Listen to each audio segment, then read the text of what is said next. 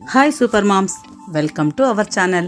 ಇವತ್ತಿನ ವಿಡಿಯೋದಲ್ಲಿ ನಮ್ಮ ಮನೆಯಲ್ಲಿ ಭೋಗಿ ಹಬ್ಬನ ಯಾವ ರೀತಿ ಆಚರಣೆ ಮಾಡಿದ್ವಿ, ಮನೆ ಮುಂದೆ ರಂಗೋಲಿ ಹೇಗೆ ಹಾಕಿದ್ವಿ, ಹಾಗೆ ಭೋಗಿ ಮಂಟಲು ಹಾಕಿದ್ದೀವಿ ಅದು ಹೇಗೆ, ಮತ್ತು ಭೋಗಿ ದಾನನ ಕೊಟ್ಟಿದ್ದೀವಿ ಅದು ಹೇಗೆ, ಆಮೇಲೆ ಸಾಯಂಕಾಲ ನಮ್ಮ ಕುಶಲಾಗೆ ಫಲ ಎರೆದಿದ್ದೀವಿ ಅಂದರೆ ಹಣ್ಣು ಎರಿತೀವಿ ಅಂತೀವಲ್ಲ ಅದನ್ನೆಲ್ಲ ಹೇಗೆ ಮಾಡಿದ್ದೀವಿ ಅನ್ನೋದು ಈ ವಿಡಿಯೋದಲ್ಲಿ ನಿಮ್ಮ ಜೊತೆಗೆ ಶೇರ್ ಮಾಡ್ತಾಯಿದ್ದೀನಿ.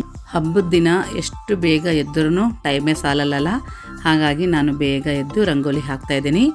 ವಾಣಿ ಮತ್ತು ಕಾರ್ತಿಕ್ ಹೈದ್ರಾಬಾದಿಂದ ಲೇಟಾಗಿ ಬಂದು ಮಲಗಿದ್ರು, ನಮ್ಮ ಬಸವ ಕೂಡ ಹಾಗೆ ಲೇಟಾಗಿ ಬಂದು ಮಲಗಿದ್ದ. ನನ್ನ ಮಗಳು ಕೂಡ ಡ್ಯೂಟಿ ಇತ್ತಲ್ಲ, ಹಾಗಾಗಿ ನಾನು ಬೇಗ ಎದ್ದು ರಂಗೋಲಿ ಹಾಕೋದು ಶುರು ಮಾಡೋಷ್ಟೊತ್ತಿಗೆ ಅವರು ಕೂಡ ಎದ್ದರು. ಇನ್ನು ನಮ್ಮ ಎದುರು ಮನೆಯವರೇ ಯಾವಾಗಲೂ ಭೋಗಿ ಮಂಟಲು ಹಾಕೋದು, ಅವರು ಆಗಿದಾಗೆ ನಾವು ಅದರಲ್ಲೇ ಎಲ್ಲರೂ ಕೂಡಿ ಭೋಗಿ ಮಂಟಲನ್ನು ಹಾಕ್ತಾಯಿದ್ದೀವಿ. ಈಗ ನೋಡಿ ನಮ್ಮ ವಾಣಿ ಕೂಡ ಎದ್ದು ಬಂದು ಜಾಯ್ನ್ ಆದ್ಲು, ನನ್ನ ಮಗಳು ವಿದ್ಯಾಶ್ರೀ ಕೂಡ ಎದ್ದು ಬಂದು ರಂಗೋಲಿ ಹಾಕೋದಕ್ಕೆ ಜಾಯ್ನ್ ಆದ್ಲು. ಯಾಕಂದರೆ ದೊಡ್ಡ ಅಂಗಳ ಇದೆಯಲ್ಲ ನಮ್ಮ ಮನೆ ಮುಂದೆ, ಹಾಗಾಗಿ ನನ್ನ ಮಗ ಕೂಡ ಹೀಗೆ ಬಂದು ಮಲಗಿದ್ದ. ಆದ್ರೂ ಭೋಗಿ ಮಂಟಲು ಎಲ್ಲರೂ ಒಂದೊಂದು ಕಟ್ಟಿಗೆಯನ್ನು ಹಾಕಿ ಆ ಭೋಗಿ ಮಂಟಲ ಹತ್ರ ಸ್ವಲ್ಪ ಕುಂತು ಚಳಿ ಕಾಸ್ಕೊಂಡ್ರೆ ಚೆನ್ನಾಗಿರುತ್ತೆ ಅಂದದಕ್ಕೆ ಕಾರ್ತಿಕ್ ಮಹೇಶು ಎಲ್ಲರೂ ಕೂಡ ಎದ್ದು ಬಂದರು. ಬಟ್ ಮಕ್ಳಿಗೆ ಮಾತ್ರ ಎಬ್ಸೋದು ಬೇಕಾಗಿಲ್ಲ ನೋಡಿ, ನಮ್ಮ ಪಕ್ಕದ ಮನೆ ಹುಡುಗ ಎದ್ದುಬಿಟ್ಟಿದ್ದಾನೆ. ಇನ್ನು ಎಲ್ಲರೂ ಭೋಗಿ ಮಂಟಲನ್ನು ಹಾಕ್ಕೋತಾ ಚಳಿ ಕಾಸ್ಕೊಳ್ಳೋಣ ಸ್ವಲ್ಪ, ಯಾಕಂದರೆ ಹವಾಮಾನ ಕೂಡ ಸ್ವಲ್ಪ ಚಳಿನೇ ಇತ್ತು. ಇನ್ನು ಈ ಬಿಸಿ ಬೆಚ್ಚಗೆ ಈ ಉರಿಯಲ್ಲಿ ಸ್ವಲ್ಪ ಚಳಿ ಕಾಸ್ಕೊಂಡ್ವಿ. ಹೀಗೆ ಕೂತ್ರೆ ಇನ್ನು ರಂಗೋಲಿ ಹಿಂದಕ್ಕೆ ಬೀಳುತ್ತಾ ಅಂಥೇಳಿ ನಾನು ಎದ್ದೋಗಿ ರಂಗೋಲಿ ಹಾಕೋದಕ್ಕೆ ಹೋಗ್ತಾಯಿದ್ದೀನಿ. ಇನ್ನು ರಂಗೋಲಿ ಹಾಕೋದೇನು ಮಹಾವಿದ್ಯೆನ, ನಾನು ಹಾಕ್ತೀನಿ ಅಂಥೇಳಿ ನಮ್ಮ ಮಹೇಶ ಕೂಡ ಕಲರ್ ತುಂಬ್ತಾ ಇದ್ದಾನೆ ನೋಡಿ. ಫೈನಲಿ ಎಲ್ಲರೂ ಸೇರಿಸಿ 4 ರಂಗೋಲಿನ ಹಾಕಿದ್ದೀವಿ ನೋಡಿ. ಇದು ಫಸ್ಟ್ ಹ್ಯಾಪಿ ಪೊಂಗಲು, ಹಾಗೆ ಮಕರ ಸಂಕ್ರಾಂತಿ ಹಬ್ಬದ ಶುಭಾಶಯಗಳು, ಹ್ಯಾಪಿ ಭೋಗಿ ಅಂತ ಎಲ್ಲನೂ ಹೀಗೆ ಬರೆದು 4 ರಂಗೋಲಿನ ಹಾಕಿದ್ದೀವಿ. ನಾವು ಭೋಗಿ ದಿನ ರಂಗೋಲಿ ಹಾಕಿರ್ತೀವಲ್ಲ, ಹಬ್ಬದ ದಿನ ಹಾಕೋದಿಲ್ಲ, ಯಾಕಂದರೆ ಇದು ಏನೂ ಕೆಟ್ಟೇ ಹೋಗಿರಲ್ಲ, ಈ ಕಡೆ ಏನು ತಿರುಗಾಡಂಗಿಲ್ಲಲ್ಲ. ಹಾಗಾಗಿ ಇನ್ನು ನಾವು ಹಬ್ಬಕ್ಕೂ ಕೂಡ ಒಳೆ ಸ್ನಾನಕ್ಕೆ ಊಟಕ್ಕೆ ಹೊರಗಡೆ ಹೋಗ್ತೀವಲ್ಲ, ಇನ್ನು ಟೈಮೂ ಇರಲ್ಲ, ಇಷ್ಟು ಚೆನ್ನಾಗಿರೋ ರಂಗೋಲಿ ಕೆಡ್ಸೋಕ್ಕೂ ಮನಸ್ಸಾಗಲ್ಲ. ಹಾಗಾಗಿ ನಾವು ಭೋಗಿ ಹಬ್ಬದ ದಿನವೇ ಈ ರೀತಿ 4 ರಂಗೋಲಿನ ಹಾಕಿದ್ದೀವಿ. ಇದಕ್ಕೆ ಸಂಬಂಧಪಟ್ಟ ಹಾಗೆ ಎಲ್ಲ ರಂಗೋಲಿನ ಹಾಕಿ ಮುಗಿಸಿ ನಾನಿನ್ನು ದಾನಕ್ಕೆ ಕೊಡಬೇಕಲ್ಲ, ಯಾಕಂದ್ರೆ ದಾನ ಕೊಟ್ಟ ಮೇಲೆ ಸ್ನಾನ ಮಾಡಬೇಕು ಅಂತ ಎಲ್ಲ ದಾನ ಇಡೋದಕ್ಕೆ ಒಳಗಡೆ ಹೋದೆ. ಈಗ ನೋಡಿ 2 ಮರದಲ್ಲಿ ಇಬ್ಬರಿಗೆ ಕರಿತೀವಿ ನಾವು, ಗಂಡ ಹೆಂಡತಿಗೆ ಕರೆದು ದಾನ ಕೊಡ್ತೀವಿ. ದಾನ ಕೊಡಬೇಕಾದ್ರೂ ಅವ್ರು ಇಸ್ಕೋಬೇಕಾದ್ರೂ ಮಂತ್ರಗಳನ್ನ ಹೇಳ್ತಾರೆ, ಕೇಳಿ.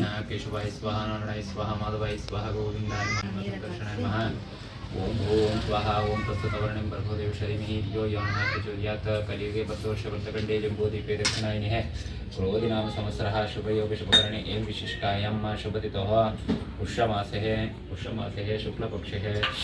ಶುಕ್ಲಪಕ್ಷೆ ಪೂರ್ಣಮಾಸೆ ಅಂತಹ ಆರಿದ್ರ ನಕ್ಷತ್ರ ಬೃಹತ್ಯರ್ಥಮ ಯಜಮಾನಸ್ಯ ಮುಮಾನ್ಬೇಕು. ಮಮ ಯಜಮಾನಸ್ಯ ನಾಮದೇಶಃ ಹೆಸರಿಡಬೇಕು. ರಂಗನಾಥ ನಾಮದೇಶಃ, ಅರುಣ ನಾಮದೇಶಃ, ವಿದ್ಯಶ್ರೀ ನಾಮದೇಶಃ, ಮಹೇಶ್ ನಾಮದೇಶಃ, ಕುಶಲ ನಾಮದೇಶಃ, ವಾಣಿಶ್ರೀ ನಾಮದೇಶಃ, ಕಾರ್ತಿಕ್ ನಾಮದೇಶಃ, ಬಸವಪ್ರಸಾದ್ ನಾಮದೇಶಃ. ಸಾಕುಟುಂಬಾನಾಂ ಸಪರಿವಾರಾಣಾಂ ಕ್ಷೇಮ ಶೈರ್ಯ ಧೈರ್ಯ ಆರೋಗ್ಯ ಧನಧಾನ್ಯ ಸಕಲ ಸಿದ್ಧಿ ಪ್ರತ್ಯುತ್ತಮ ವಿಶೇಷತಃ ಪೂರ್ಣವಾಸ ತಿಥಿಯಂತಹ ಭೋಗಿ ಪರಿತ್ಯರ್ಥಮ ದಾನ ಪ್ರಧಾನಂಚ ಕರಿಷಿಃ. ದಾನದ ಬಗ್ಗೆ ಕೂಡ ತುಂಬ ಚೆನ್ನಾಗಿ ನಮ್ಗೆ ಹೇಳಿದ್ರು. ಅವರೇ ಹೇಳಿದ್ದು ದಾನ ಕೊಡಬೇಕಾದ್ರೂ ನಾವು ತೊಗೋಬೇಕಾದ್ರೂ ಹಾಗೆ ತೊಗೋಬಾರ್ದು, ಮಂತ್ರ ಹೇಳಿ ತೊಗೋಬೇಕು ಅಂಥೇಳಿ.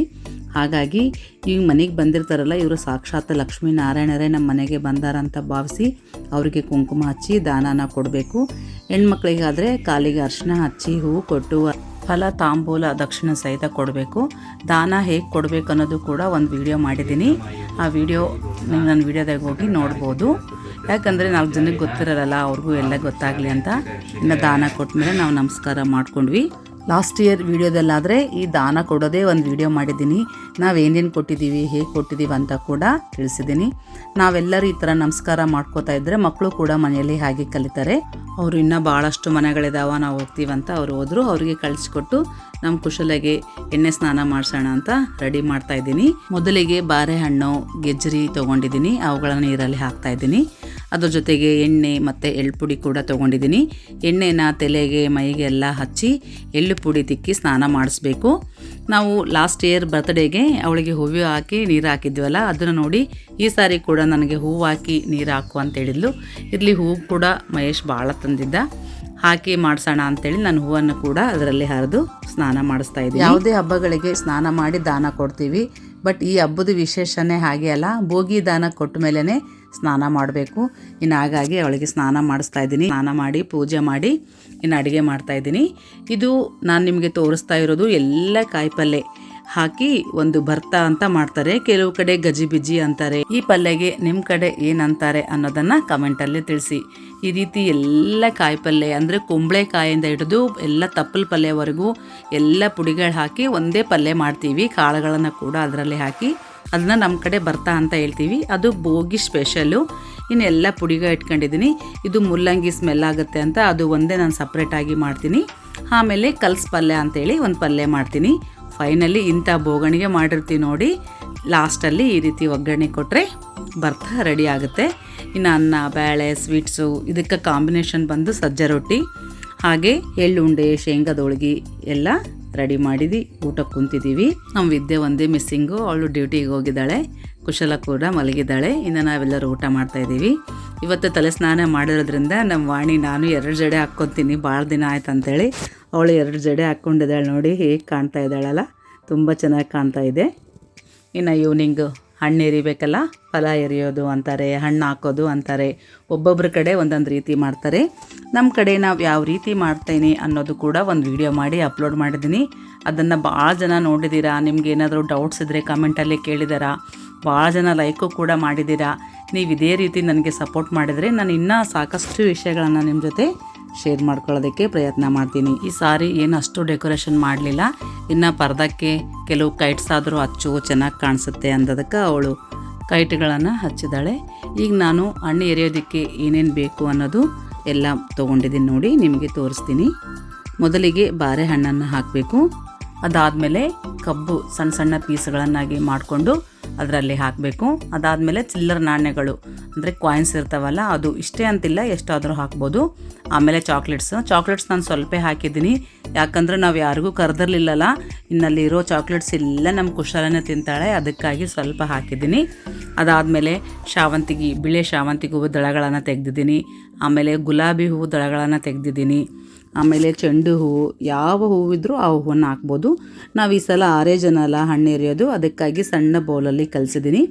ಲಾಸ್ಟ್ ಇಯರು, ಅದಕ್ಕಿಂತ ಲಾಸ್ಟ್ ಇಯರು 3 ವರ್ಷ ಕೂಡ ನಾವು ತುಂಬ ಚೆನ್ನಾಗಿ ಗ್ರ್ಯಾಂಡಾಗಿ ಎಲ್ಲರ ಕೈಲೇ ಮುತ್ತೈದವರಿಗೆಲ್ಲ ಕರೆದು ಎಲ್ಲರ ಕೈಲೇ ಕೂಡ ಹಣ್ಣು ಎರೆಸಿ ಅವರಿಗೆ ಹೋಗುವಾಗ ಬಾಗಿನ ಕೂಡ ಕೊಟ್ಟು ಕಳಿಸಿದ್ದೀವಿ. ಈ ಸಾರಿ ನಮ್ಮ ಮಗಳದ್ದು ಡ್ಯೂಟಿ ಇದ್ದದಕ್ಕೋಸ್ಕರ ನಾವು ಸಿಂಪಲಾಗಿ ನಾವು 6 ಮಂದಿ ಮಾತ್ರ ಪಾಪುಗ ಹಣ್ಣು ಎರಿತಾ ಇದ್ದೀವಿ. ಇನ್ನು ನೆಕ್ಸ್ಟ್ ಇಯರು 5 ವರ್ಷದಲ್ಲಿರುತ್ತಲ್ಲ, ಆವಾಗ ಫುಲ್ ಗ್ರ್ಯಾಂಡಾಗಿ ಮಾಡೋಣ ಅಂತ ಅಂದ್ಕೊಂಡಿದ್ದೀವಿ. ಫಸ್ಟ್ ತಾಯಿನೇ ಮಕ್ಕಳಿಗೆ ಹಣ್ಣು ಎರಿಬೇಕು. ಮಕ್ಕಳಿಗೆ ಎರೆಯೋದಕ್ಕಿಂತ ಮುಂಚೆ ದೇವ್ರ ಫೋಟೋಕ್ಕಾಗಲಿ ಅಥವಾ ಕೃಷ್ಣನ ವಿಗ್ರಹಕ್ಕಾಗಲಿ ಹಣ್ಣು ಎರಿಬೇಕು. ಅದು ವಿಡಿಯೋ ಶೂಟ್ ಮಾಡೋಕ್ಕಾಗಲಿಲ್ಲ. ಲಾಸ್ಟ್ ಇಯರ್ ಆದರೆ ತುಂಬ ಚೆನ್ನಾಗಿ ಶೂಟ್ ಮಾಡಿ ಹಾಕಿದ್ದೆ. ಈ ಸಾರಿ ಸ್ವಲ್ಪ ಅವಸರ ಆಯಿತು, ಹಾಗಾಗಿ ಇನ್ನು ಅವರಮ್ಮ ಹಾಕಿದ ಮೇಲೆ ಮತ್ತು ಅವರಪ್ಪ ಅವರಮ್ಮ ಇಬ್ಬರು ಕೂಡ ಹಣ್ಣು ಎರಿತಾ ಇದ್ದಾರೆ. ನಮ್ಮ ಕುಶಲಾಗ ಈ ರೀತಿ ಹೊಸ ಡ್ರೆಸ್ ಹಾಕ್ಕೊಂಡು ಈ ರೀತಿ ಹೂವು ಹಾಕ್ಸ್ಕೊಳ್ಳೋದು, ರೆಡಿ ಆಗೋದಂದ್ರೆ ಅವಳಿಗೆ ತುಂಬಾ ಇಷ್ಟ. ಪ್ರತಿ ವಾರ ಕಲರ್ ಡ್ರೆಸ್ ಇರುತ್ತಲ್ಲ, ಅವಳಿಗೆ ಅವತ್ತೊಂದು ಫ್ಯಾನ್ಸಿ ಡ್ರೆಸ್ ಅಂತಲೇ ಹೇಳ್ಬೋದು. ಪ್ರತಿ ವಾರ ಕೂಡ ತುಂಬ ಚೆನ್ನಾಗಿ ಹೊಸ ಡ್ರೆಸ್ ಹಾಕ್ಕೊಂಡು ಫುಲ್ ರೆಡಿಯಾಗಿ ಹೋಗ್ತಾಳೆ ಅವಳು ಸ್ಕೂಲ್ಗೆ. ನೀವು ಕೂಡ ಅವ್ರ ರೀಲ್ಸಲ್ಲಿ ನೋಡಿರ್ಬೋದು. ಇದು ನಮ್ಮ ಕುಶಲಾಗ ಹಣ್ಣು ಎರಿಯೋದು 4ನೇ ವರ್ಷ. ಈಗ ಅವ್ರ ಚಿಕ್ಕಿ ಮತ್ತು ಬಾಬಾಯಿ ಕೂಡ ಹಣ್ಣು ಎರಿತಾ ಇದ್ದಾರೆ. ಇಲ್ಲಿ ನೋಡಿ ಕುಶಲ ಈಗ ಅವ್ರ ಬಾಬಾಯಿಗೆ ನೀನು ತಗೋ ಅಂತ ಕೈ ಹೇಗೆ ಹಿಡಿತಾ ಇದ್ದಾಳೆ ನೋಡಿ. ಯಾಕಂದರೆ ಲಾಸ್ಟ್ ಇಯರು ಕಾರ್ತಿಕ್ ಬಂದಿರಲಿಲ್ಲ, ಲೀವ್ ಸಿಕ್ಕಿರಲಿಲ್ಲ. ಹಾಗಾಗಿ ಅವ್ರ ಚಿಕ್ಕಿ ಅಂದರೆ ನನ್ನ ಮಗಳೊಂದೇ ಬಂದು ಹಣ್ಣು ಹೂವು ಹಾಕಿದ್ಲಲ್ಲ, ನೀನು ನನಗೆ ಹಾಕಿಲ್ಲ, ನೀನು ನನಗೆ ಹಣ್ಣು ಹೂವು ಹಾಕಿಲ್ಲ ಅಂತೇಳಿ ಲಾಸ್ಟ್ ಇಯರ್ ಯುಗಾದಿ ಹಬ್ಬಕ್ಕೆ ಬಂದಾಗ ಅವಳು ಚೇರ್ ಮೇಲೆ ಕುಂತು ಅವ್ರ ಬಾಬಾಯಿ ಜೊತೆಗೆ ಹೂಗಳನ್ನು ಹಾಕ್ಸ್ಕೊಂಡ್ಳು. ಅಷ್ಟು ಅವಳು ಎಲ್ಲರೂ ಹಾಕಬೇಕು, ಎಲ್ಲರೂ ಇರಬೇಕು, ಪ್ರತಿ ಹಬ್ಬಕ್ಕೂ ಎಲ್ಲರ ಜೊತೆಗೆ ಮಾಡಬೇಕು ಅನ್ನೋದು ಅವಳಿಗೆ ತುಂಬ ಇಷ್ಟ. ಎಷ್ಟು ಚೆನ್ನಾಗಿ ಎಂಜಾಯ್ ಮಾಡ್ತಾ ಇದ್ದಾಳೆ ನೋಡಿ. ಅವಳು ಹೂವು ಹಾಕಿದಂಗೆಲ್ಲ ಅವಳಿಗೆ ತುಂಬಾ ಖುಷಿ. ಅವಳು ಚಿಕ್ಕಿ ಜೊತೆ ಕೂಡ ಕೆಲವೊಂದು ರೀಲ್ಸನ್ನು ಮಾಡಿದ್ದಾಳೆ, ಅದು ಕೂಡ ಸದ್ಯದಲ್ಲೇ ಅಪ್ಲೋಡ್ ಮಾಡ್ತೀನಿ. ಆ್ಯಕ್ಚುಲಿ ಹೇಳ್ಬೇಕಂದ್ರೆ ನಮ್ಮ ಬಸ್ವಂದು ಕೂಡ ನನ್ನ ಮಗಂದು ಒಂದು ಎಕ್ಸಾಮ್ ಇತ್ತು, ನಾನು ಬರಲ್ಲ ಅಂತ ಹೇಳಿ ಮತ್ತೆ ಕುಶಲ ನನಗೆ ಹೂವು ಹಾಕಕ್ಕೆ ಬಂದಿಲ್ಲ ನೀನು ಅಂತೇಳಿ ನನಗೆ ಕಳೆ ಬಿಡ್ತಾಳಮ್ಮ, ಇನ್ನೊಂದು ಸಲ ಬಂದಾಗ ಹಾಕ್ಸ್ಕೊತಾಳ, ಯಾಕೆ ಮಿಸ್ ಮಾಡ್ಕೊಳ್ಳಿ ಬರ್ತೀನಿ ಅಂತೇಳಿ ರಾತ್ರಿ ಬಂದಿದ್ದಾನೆ. ಯಾಕಂದರೆ ಲಾಸ್ಟ್ ಟೈಮ್ ಕಾರ್ತಿಕಿಗೆ ಮಾಡಿದಳಲ್ಲ, ಹಾಗೂ ನನಗೂ ಮಾಡ್ತಾಳೆ ಅಂತ. ಅವಳಿಗೆ ಎಲ್ಲರೂ ಸೇರಿ ಮಾಡೋದಂದರೆ ತುಂಬಾ ಖುಷಿ.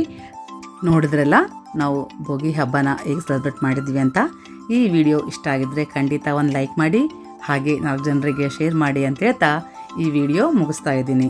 ಮತ್ತು ಸಂಕ್ರಾಂತಿಗೆ ನೆಕ್ಸ್ಟ್ ಡೇ ಯಾವ ಹೊಳೆಗೆ ಹೋಗಿದ್ವಿ, ಎಲ್ಲಿ ಸ್ನಾನ ಮಾಡಿದ್ವಿ ಎಲ್ಲನೂ ನೆಕ್ಸ್ಟ್ ವಿಡಿಯೋದಲ್ಲಿ ನಿಮ್ಮ ಜೊತೆ ಶೇರ್ ಮಾಡ್ತೀನಿ.